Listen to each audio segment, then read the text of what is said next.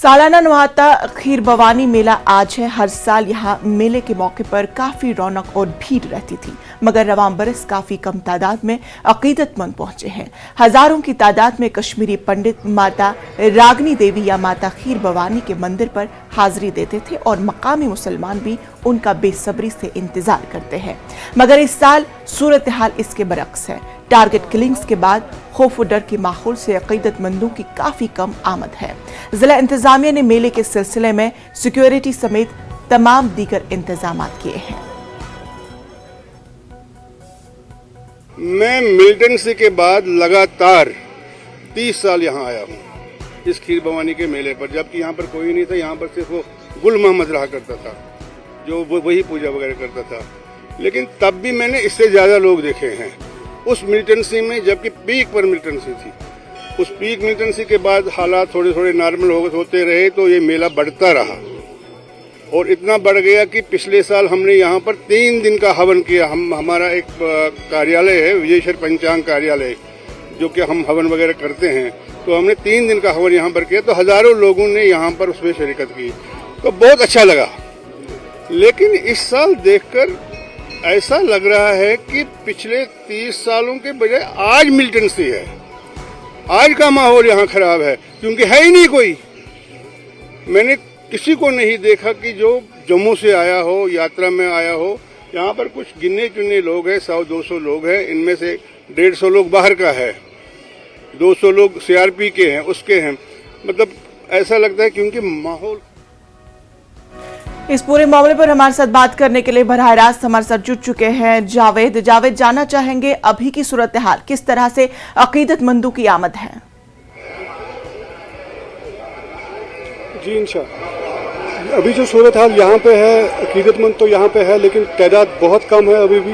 और जो कल तक कयास आ रहा की जाती थी कि अकीदतमंद कल आएंगे, तो आज वो उसका जो शुबा वो दूर हो गया और अकीदतमंद बिल्कुल यहाँ पे बहुत कम है बनस्बत जो पहले यहाँ पे हुआ करते थे।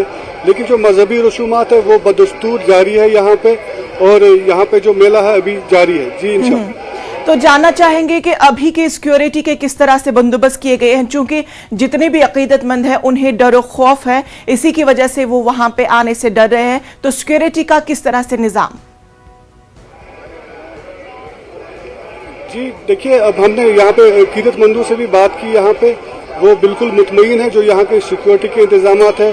और सिक्योरिटी के लिहाज से भी अगर देखा जाए तो सिक्योरिटी के पुख्ता इंतजाम किए गए यहाँ पे। इनफैक्ट 3 टायर सिक्योरिटी के इंतजाम किए गए, पुलिस हो, CRPF हो और बाकी जो सिक्योरिटी एजेंसीज है वो यहाँ पे तैनात है। जी जावेद, अगर आपके अगल बगल में कुछ अकीदतमंद मौजूद है तो उनसे बात करने की कोशिश करें। जानिए कि अभी किस तरह का माहौल वो वहां पे महसूस कर रहे हैं। जी अभी यहाँ पे कोई अगल बगल में है नहीं अभी, तो अभी थोड़ी देर में अगर कोई आ जाए तो मैं उनसे बात कर सकता हूँ। तो अभी यहाँ पे कोई है नहीं यहाँ पे। तो चलिए जावेद, आप इस अहम खबर पर अपनी नजर बनाए रखें। फिलहाल तफसीलात के लिए आपका बेहद शुक्रिया।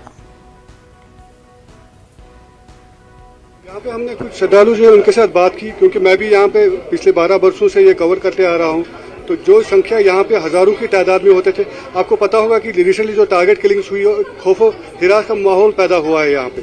तो गवर्नमेंट क्या कर रही है जो वो खौफ बाहर निकालने के लिए, उसके बारे में बताइए। देखिए, लोगों को ये समझना चाहिए कि टारगेट किलिंग्स जो हो रही है ये हर एक की हो रही है। जो भी नेशनलिस्ट फोर्सेस हैं उनकी टारगेट किलिंग हो रही है।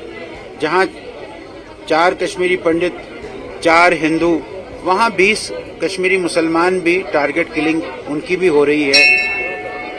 उस सैफुल्लाह का क्या कसूर था जिस सैफुल्लाह के बच्ची साथ में थी और बच्ची को भी गोली लगी और वो पुलिस कांस्टेबल भी मर गया। उस ठक्कर का क्या कसूर था? वो बच्चे को छोड़ने स्कूल गया था, स्कूल से बस में जब उसको छोड़ा वापस मुड़ा तो उसको गोली चली गई। राहुल भट्ट की भी हत्या हुई है। अभी विजय कुमार जो बैंक मैनेजर था उसकी भी हत्या हुई है। टारगेट किलिंग एक साजिश, सोची समझी चाल है। इतना बड़ा विकास जो जम्मू कश्मीर में हो रहा है 370 हटने के बाद, और उसके बाद ये एक नया इन्होंने एक डिजाइन शुरू किया है और ये टारगेट किलिंग का लोगों में खौफ पैदा हो। हम सरकार को, यहाँ की LG एडमिनिस्ट्रेशन से ये रिक्वेस्ट करते हैं, उनको ये कहते हैं कि इसको कर्ब करें, इसको खत्म करें। और मुझे पूरा विश्वास है जिस प्रकार से हमारी सेना, हमारी पुलिस, हमारी पैरामिलिट्री फोर्सेस लगी हुई है, ये दौर भी बहुत थोड़ा सा दौर है। बौखलाहट आई है उन टेररिस्ट ऑर्गेनाइजेशन में, उस बौखलाहट में ये काम कर रहे हैं। ये काम भी बहुत लंबा नहीं चलेगा, लेकिन हम सबको मिलकर, वो हिंदू हो, वो यहाँ का मुसलमान हो, हम सबको इसको मिलकर सामना करना पड़ेगा। आपकी